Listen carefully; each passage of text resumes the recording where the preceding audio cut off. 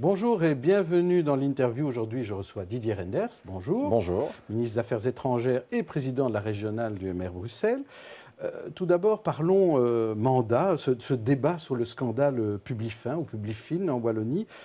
Scandale important, un chef de cabinet socialiste qui a dû ce matin démissionner. Tous les partis traditionnels étaient concernés dans l'affaire Publifin. Mais est-ce qu'il y a un Publifin à Bruxelles? Est-ce que vous savez si ça peut toucher aussi une région comme Bruxelles? Bon, ça peut évidemment toucher n'importe quelle région, mais je n'ai pas connaissance, en tout cas, d'une situation telle que celle-là. Je crois qu'il faut simplement tenter de prendre les mesures pour éviter que ce genre de choses ne se produisent. Par exemple, est-ce qu'il faut aller plus loin dans la transparence? Oui, mais par exemple, il y a des choses qui sont demandées depuis très longtemps. En région wallonne, des parlementaires comme Jean-Luc Cruc, Pierre-Yves Jolet demandent depuis des années un cadastre. Simplement publier non seulement qui fait quoi, mais quand il y a une rémunération publique, avec quelle rémunération. Quand on est ministre, on publie au Parlement la rémunération du ministre. On le fait dans les communes pour les échevins et les bourgmestres. Il n'y a aucune raison que l'ensemble des mandats publics ne soit pas connu, non seulement en termes de détention du mandat, mais aussi de rémunération. Et c'est ce qui a manqué. Ça fait pas mal de temps que la demande était là, et puis il y a une intercommunale qui a manifestement échappé à la démarche. À Bruxelles, ce qui m'inquiète un peu plus, c'est toute une série d'endroits où l'opposition n'est pas du tout associée. Par exemple Par exemple, dès que les communes ne sont pas concernées, parce que par les communes, on est bien tenu de respecter les équilibres politiques de la commune, dès que les communes ne sont pas concernées, il y a un certain nombre d'endroits, à la STIP par exemple, il n'y a pas d'administrateur représentant les libéraux francophones. Il y a un certain nombre d'endroits comme ça qui dépendent de la région, qui ont été trustés par la majorité et par le parti dominant dans la majorité. Ça a d'ailleurs été encore rapporté récemment dans la presse. Vous visez le Parti socialiste, là? Oui, mais pas seulement. Je crois que les partis qui sont avec lui dans la majorité ont choisi d'aller dans cette voie. Et je l'ai souvent signalé aux responsables socialistes, parce qu'au niveau fédéral, on nous demande régulièrement qu'il y ait des équilibres dans un certain nombre de grandes institutions, et ça me paraît normal qu'il y ait une présence des différentes formations politiques. À Bruxelles, ça n'est pas le cas. Ça m'a frappé venant de la région wallonne. Je ne pensais pas que c'était à ce point-là. Il y a toute une série d'organismes bruxellois où manifestement l'opposition n'est pas du tout associée, ne fût-ce qu'aux organes de gestion. Or, le pouvoir de contrôle, c'est par là que cela passe, et c'est notamment ça qui permet parfois d'avoir des révélations comme celles qu'on a connues en Wallonie. C'est un peu comme si la Wallonie était plus démocratique que Bruxelles? En tout cas, plus ouverte à la représentation vers l'opposition. Parce qu'à Bruxelles, ça ne se fait, je le répète, qu'à travers les communes. Mais c'est normal que si nous avons une majorité absolue dans une commune, on ait évidemment des représentants. On a évidemment, mais on a déjà parlé ensemble de ça, de l'affaire de Decker, de Casagate. Il y avait là aussi des soupçons de conflit d'intérêts, voire de prise d'intérêt dans d'autres affaires aussi. Alors c'est pour ça est-ce que là, on doit changer les choses? Mais c'est pour ça qu'il est surtout très important de savoir ce que font les élus. Et donc, moi, je reste vraiment convaincu que, d'abord, le cadastre sur les mandats détenus dans le secteur public, avec une communication sur le revenu, ça ne me pose absolument aucun problème. Ça a été demandé depuis longtemps. Je crois que les gouvernements régionaux doivent mettre cela en place. Et puis, à côté de cela, les déclarations sur les conflits d'intérêts. Ça se fait d'ailleurs dans d'autres parlements. Le Parlement européen a un peu démarré dans cette voie-là. Que l'on dise ce que l'on fait. C'est pas parce qu'on est avocat qu'on est nécessairement en conflit avec son activité parlementaire, mais on doit savoir ce que l'on fait comme avocat. Et c'est vrai pour d'autres professions, par exemple les mandats dans des conseils d'administration d'entreprises privées, que l'on sache exactement à qui l'on a affaire. Totale transparence. Alors, 2017 démarre difficilement, avec une espèce d'ambiance délétère, d'invectives. Alors, la première, je vais vous demander de réagir à ces différentes invectives. C'est entre Elio Di Rupo d'un côté et Charles Michel de l'autre. Grosse tension entre majorité et opposition au fédéral. Oui, grosse tension, mais avec des formules qui restent un peu habituelles et avec un conflit qui repose manifestement sur deux perceptions, non seulement de la réalité, mais des projets à mettre en œuvre. Il s'agissait quand même du débat autour de la sécurité sociale. Alors, les propos ont été virulents, parce que c'est vrai que quand on fait remonter les comparaisons à la Deuxième Guerre mondiale, c'est peut-être pas très opportun. C'est le moment de la naissance de la sécurité sociale. Oui, mais enfin, de là à dire que les grèves de 60, par exemple, je crois, portaient sur des projets qui étaient au moins aussi difficiles à faire passer que ce que l'on connaît aujourd'hui. Mais là, il y avait un débat de fond. Il y a une opposition classique que j'ai bien connue, entre libéraux et socialistes, sur le fond d'un dossier. Voilà. Je ne crois pas que ce soit un dérapage. On peut préférer peut-être une argumentation plus portée sur le fond, mais c'était une vraie opposition à l'égard de deux formations politiques qui ont deux points de vue différents. Alors, entre Jacqueline Galland et vous, qui, dans son livre, vous attaque, dit que finalement, vous n'avez pas digéré votre éviction de la présidence du MR.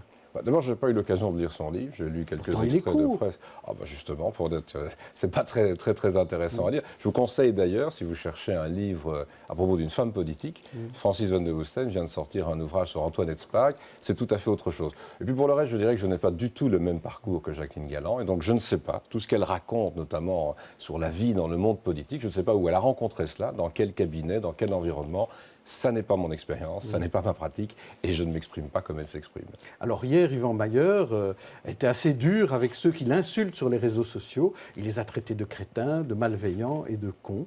Est-ce que c'est aller trop loin d'être grossier Oui, je crois que c'est aller trop loin. Je crois qu'il faut à un moment donné pouvoir faire la part des choses. Je comprends l'énervement. On est très souvent pris à partie, comme ça, on peut l'être par des journalistes, par des politiques, par des citoyens, mais on doit garder un certain sang-froid. Et donc, même dans une situation comme celle-là, je pense qu'il y a moyen de traiter les gens d'une autre manière et de nouveau de développer une argumentation. Ce n'est pas indispensable d'utiliser des noms d'oiseaux quand on veut s'adresser à l'égard de citoyens, même s'ils sont parfois sur les réseaux sociaux, on le sait, très, très virulents.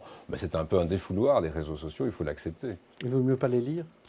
Moi, je ne lis pas grand-chose sur les réseaux sociaux. Je publie un certain nombre de choses. Parfois, je reçois des messages plus longs, plus argumentés. Ça vaut la peine de les lire.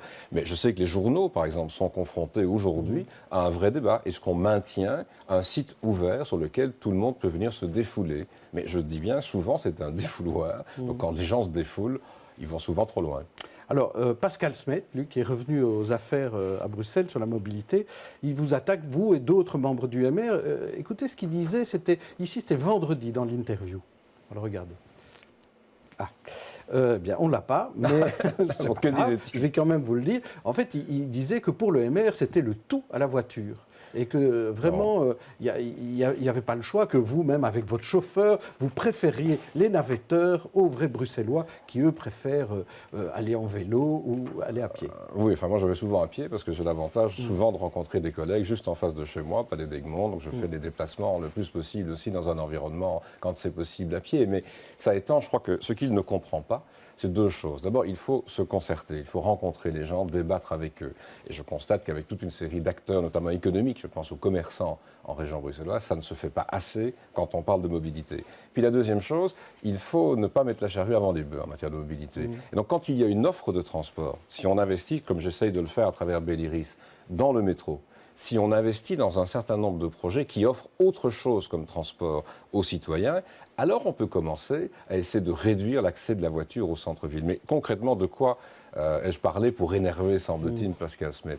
Quand je vois qu'au rond-point Louise, alors qu'on est dans des problèmes depuis des mois avec la fermeture du tunnel Stéphanie, avec des embarras pour tous les commerçants du quartier, on diminue d'une voie de circulation le rond-point, c'est pas acceptable du tout, d'autant que ça se fait sans concertation. Je vois avenue Franklin-Roosevelt, on envisage aussi de réduire. Pas de concertation, ça provoque tout de suite une réaction des commerçants. Je dirais même que dans le centre de Bruxelles, et là c'est plus avec la ville de Bruxelles, j'ai essayé d'entamer une concertation avec les commerçants pour voir comment revoir la circulation dans le cadre du piétonnier. Et puis petit à petit développer alors le projet, mais pas du jour au lendemain bouleverser le tout. Et je pense que il y a des élus comme ça qui ne se rendent pas compte qu'un sujet comme la mobilité est un sujet de vie quotidienne des citoyens, que ça vaut la peine de se concerter avec eux et pas de prendre des initiatives d'autorité en disant voilà ce que je crois qui est vraiment très bien. Malheureusement, on a perdu 10 ans à Bruxelles. On a perdu 10 ans pour faire le métro. Il y avait des oppositions politiques au métro. Je suis heureux qu'aujourd'hui, on reprenne cette voie. Si le métro se développe bien, si d'autres modes de transport se développent bien, on pourra effectivement limiter l'accès de la voiture. Alors, ce soir, ce sont les vœux habituels du MR bruxellois. Ça se passe à la Madeleine. Mais comment le MR qui ces dernières semaines, est quand même sous l'ombre de cette affaire du Kazakh dont je parlais, comment se relancer en 2017? Quels sont vos D'abord, on vient de axes? se mettre en ordre de bataille, puisque vous savez, on a fait un travail énorme sur l'ensemble du parti en matière de doctrine. On a publié maintenant un nouveau manifeste, d'une certaine façon, avec Olivier Chastel, avec Charles Michel. Il y a eu tout un travail avec des milliers de personnes qui se sont réunies pendant des mois. Et on a maintenant un corpus qui va faire l'objet de présentations partout, notamment dans l'année 2017, jusqu'aux élections communales de l'année suivante, et puis les élections fédérales en 2019 avec la région et l'Europe. Et puis on vient de procéder à toutes les élections internes. Donc on s'est remis aussi en ordre de bataille avec des présidences, comme c'est mon cas à la régionale de Bruxelles, mais dans les sections, dans l'ensemble du parti. Alors ce qu'on veut surtout faire maintenant, c'est voir sur quel sujet on doit vraiment être très actif. Bien sûr, au fédéral, je ne vais pas y revenir, on est très actif sur le thème de la sécurité, sur des réformes importantes pour garantir le financement de la sécurité sociale. C'est ce qu'on fait en matière de pension, c'est ce qu'on fait en matière de santé. À Bruxelles, plus particulièrement, on vient d'en parler. La mobilité reste un enjeu majeur. Ce sera le sujet numéro 1. C'est le sujet numéro 1, comment développer une mobilité qui soit, c'est vrai, plus partagée, ou probablement il y aura demain plus d'accès pour les piétons, plus d'accès pour les cyclistes, mais à condition qu'on ait offert d'autres modes de transport. D'où la raison de l'investissement dans le métro vers le nord, les études vers le sud et le développement du réseau qui offre finalement un transport aux Bruxellois. Et puis à côté de cela, ça reste l'éducation et la formation professionnelle. Comment faire en sorte que des enfants puissent avoir accès à une école, et une école de leur choix. On sait qu'il y a un manque d'écoles à Bruxelles, il va falloir continuer à travailler à cet investissement. Et puis la formation professionnelle, parce qu'il y a beaucoup d'emplois à Bruxelles, mais pas toujours pour les Bruxellois. Et je suis heureux, notamment à travers Belliris, on a développé avec la région bruxelloise des projets maintenant de formation dans des métiers touchant beaucoup plus à l'industrie. Et c'est important à Bruxelles qu'on se rende compte qu'il y a de vraies possibilités pour des Bruxellois de travailler à travers la formation professionnelle, la formation en alternance. Est-ce que le MR va travailler seul, dans son coin, en étant en opposition dans la région bruxelloise, ou bien il y a moyen de travailler avec les autres partis, en travaillant fédéral, région, fédération Wallonie-Bruxelles? Il y a un lobby qui se met en place, entre guillemets, où il y a tous les partis, toutes les forces vives de Bruxelles qui travaillent ensemble. Est-ce qu'il y a moyen de travailler ensemble à Je crois qu'il y a moyen de travailler ensemble. Je prends 2 exemples. D'abord, à travers le lobby, et même avant les élections, qu'avions-nous fait? On avait lancé cette idée, tous ensemble d'ailleurs, d'avoir une cité universitaire sur les casernes, de dire comment peut-on voir partir finalement des services de police et transformer cela en logement, en centre d'études, de recherche pour des universités. C'est un projet sur lequel on va continuer à travailler. Moi, je souhaite vraiment qu'on puisse vraiment le développer, montrer que Bruxelles a une vocation internationale dans le domaine aussi universitaire, dans la chaîne de l'éducation. Et puis à côté de cela, vous savez, j'ai mis pas mal de temps pour conclure des accords entre tous les vice-premiers pratiquement du fédéral et le gouvernement bruxellois, c'est Belliris. C'est plus de 100 millions d'investissements par an. C'est pas simple de mettre d'accord 2 majorités aussi opposées, mais c'est possible. On l'a fait et on a un avenant qui nous permet maintenant de dérouler des projets d'investissement sur 3 ans. J'espère qu'on va pouvoir réaliser avec la Régie des bâtiments le conservatoire. On a enfin maintenant démarré les accords sur le sujet à travers des sociétés qui se mettent en place. Je vais pouvoir commencer les études avec Belliris. On a lancé le métro Nord, je disais, on lance des études sur le métro Sud. On va investir dans les musées. Donc il y a une série de choses qui se font en partenariat avec la région. Mais justement, à propos de musées, pourquoi ne pas collaborer avec l'idée du régional du musée d'art contemporain à Citroën? Il n'y a eu aucune demande en la matière. Donc moi, je laisse la région, évidemment, développer son projet. Si la région fait des demandes pour que Belliris, par exemple, y participe, on regardera. Je n'ai pas de difficulté en la matière. Quand la région a demandé les collections du fédéral, là, c'était un niet. Oui, mais il faut d'abord qu'il y ait un musée. Il faut quand même mettre, de nouveau, si possible, ne pas mettre la charrue avant les bœufs. Quand il y aura, pour l'instant, je viens de passer encore devant le musée Citroën, c'est plus Citroën que musée. Oui. J'y ai vu des voitures. Donc le jour où il y aura... Donc la porte n'est pas fermée. Je crois que la porte n'est jamais fermée. Et il y a une possibilité avec des collectionneurs privés, avec des collections publiques, de travailler ensemble.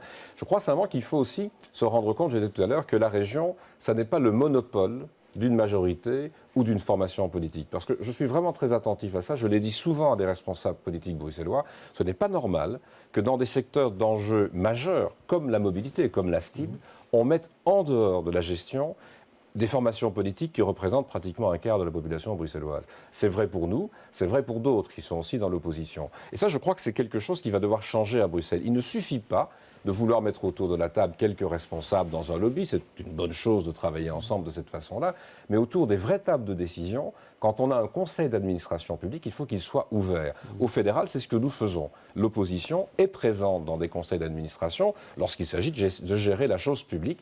J'espère qu'en 2017, à Bruxelles, on va un peu ouvrir la gestion à l'ensemble des formations. Merci Didier Reynders. À bientôt. Je vous souhaite une bonne journée, une bonne soirée pour ceux qui nous suivent le soir et on se retrouve demain pour une autre interview.